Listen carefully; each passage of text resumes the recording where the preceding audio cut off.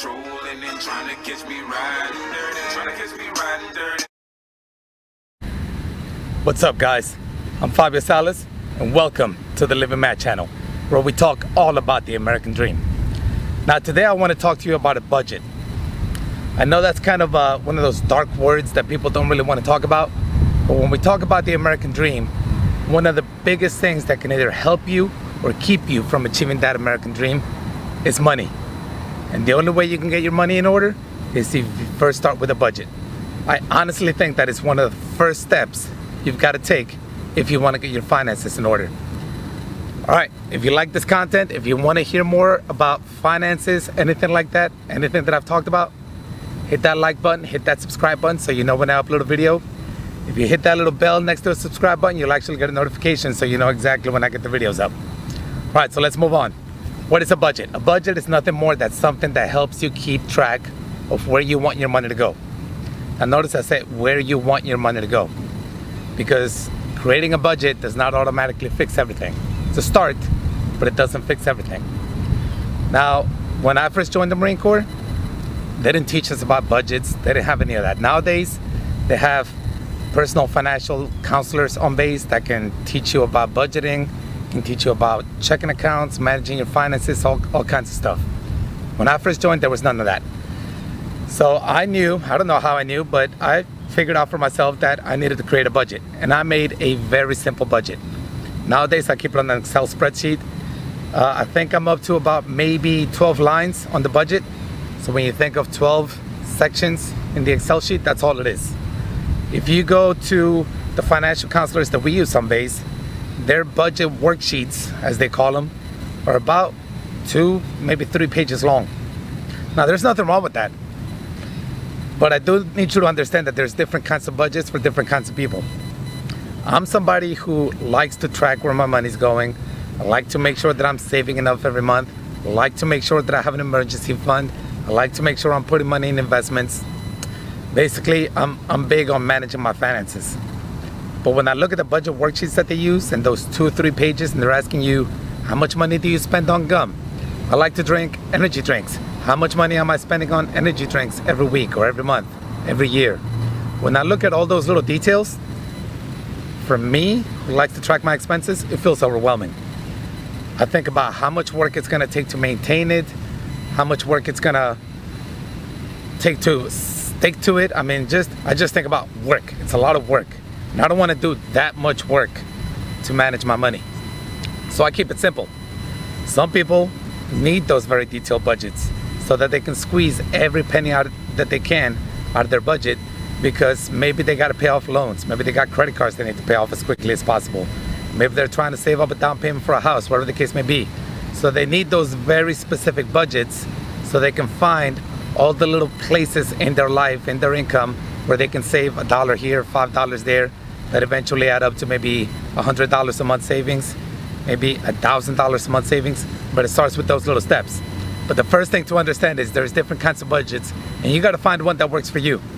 So I'm not saying one budget is better than another. I'm just saying start a budget that works for you. Now, the second thing, once you actually make that budget, you gotta check it often, and you gotta update it anytime something changes. So just because something doesn't change doesn't mean you don't check it. You should be checking it at a minimum. I would tell you check it once a month. If you're up for it, check it once a week, but at a minimum, check it once a month.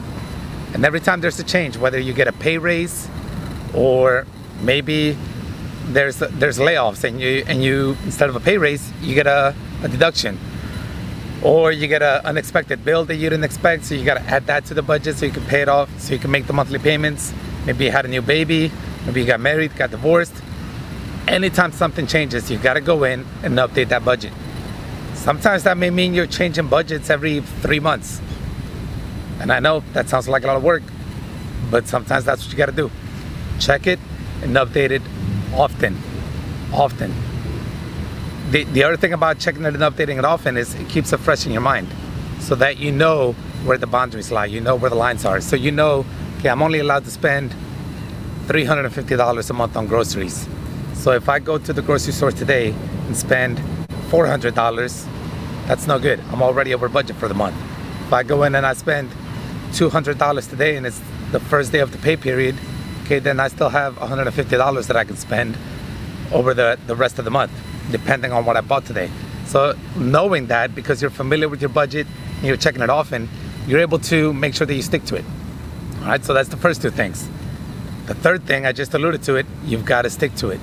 Just because you build a budget, just because you check it and you update it often, doesn't mean that it's just gonna work magically all by itself. You actually gotta follow the budget.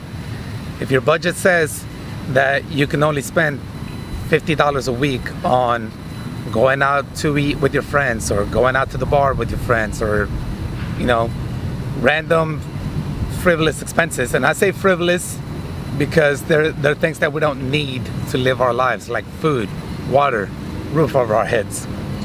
So if your budget says you only get $50 a week, you gotta spend the $50 a week. If you say, well, this week, you know what, I'm just gonna spend $75 this week, or I went out with my friends and I spent $75 tonight, no big deal. But it is a big deal, because a budget is all about habits. Building the American dream, financially speaking, it's all about habits. You've got to develop the discipline and the habits to manage your money responsibly. And you do that over time. You do that every paycheck. You do that every month. You do that every year. The years become decades. Decades become your life. Next thing you know, you're a millionaire. And I know I'm stretching it from $1 to a millionaire, but really that's how it goes. That's really how it goes. You start by saving $1. Every time you get a pay raise, every time something changes, you improve something in your life financially, you save a little bit more. Over time, you can become a millionaire.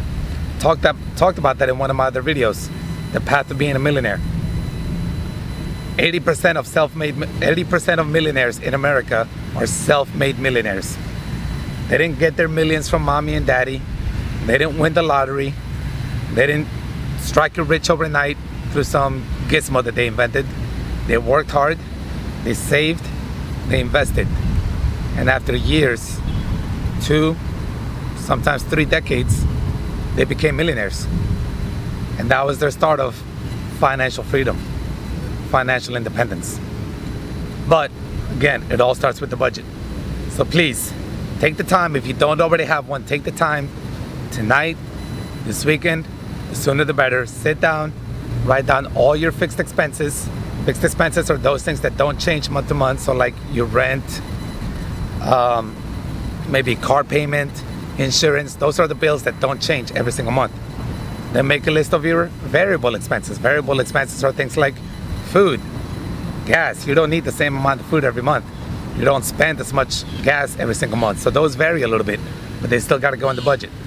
List those out, chart them out, make sure it fits within your budget, meaning within the money that you make, and make sure that you put a little bit of room in there for savings. Maybe right now, all you can put in there is $5 a pay period. That's all you can afford, $5 a pay period for savings. And that's fine. If that's where you gotta start, then that's where you gotta start. Hopefully over time you can build that, but start somewhere, all right? Do that now and you'll be on your way. All right guys, that's all from me. If you enjoyed this video, if you want to hear more about finances, if you want to hear more about how bad I've jacked up my life, how bad I've jacked up my finances, just this year I had a huge financial mistake, and I'll talk about that in another video. But I'll give you a little spoiler. It's costing me thousands and thousands of dollars, this mistake that I made. So don't think that I have it figured out. I like to think that I manage my money better than most, but I certainly did not have it figured out. I'm not at a point in my life where I can afford a full-time accountant and a full-time real estate attorney and full-time this and full-time that, because once you're a millionaire, you can afford those things and those people can help save you money. I'm not there yet. I'm trying to get there, but I'm not there yet. But if you want to see more content like this, drop a comment, hit the like button, hit the subscribe button. I'll keep doing this for you guys. Like I've said before, I don't care if it's just one of you listening. I enjoy doing this, I really do. Every time I sit down and do a video, I get a kick out of it. The fact that somebody out there is listening. And even if it's just the first 2 minutes, 3 minutes, hopefully you get something out of it. So again, hit the like button, hit the subscribe button, keep living mad, and I'll see you in the next video.